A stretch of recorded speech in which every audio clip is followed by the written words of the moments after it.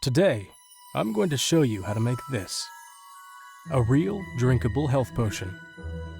The common health potion has to be one of the easiest potions to make. Its ingredients are widely available and easy to find. Now, it's well known that these are extremely popular among adventurous dungeon delving types, but even if you don't plan on sustaining grievous injuries anytime soon, you can still enjoy the fantastic flavor that this potion has to offer. Serve it at a social event, take it on your next adventure, have it with dinner, or just sip it cold on a hot afternoon. To make this recipe, here is what you will need. 1 ounce of water, 1 ounce of quercus extract, 4 ounces of freshly squeezed juice from the fruit of the punic granatum shrub, finely powdered horn of unicorn, and frost salts. Begin by adding your water to a clean, empty potion bottle. Next, add your quercus extract. After that, pour out all of the punic granatum juice into the bottle.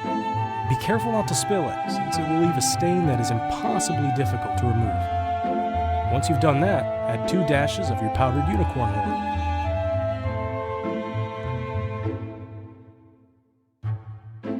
Give your bottle a shake and a swirl to make sure it mixes well.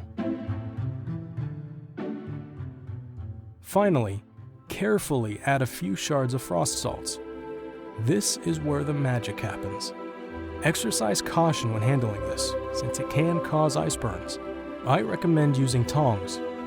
Give the frost salts a moment to work. When the solution stops bubbling, then you know it's ready. There you have it, a freshly brewed health potion. Enjoy it neat in a glass, over ice, or even straight out of the bottle. You can also save it to use as a base for a more complex potion later on. I hope you enjoyed this tutorial. Thank you for watching.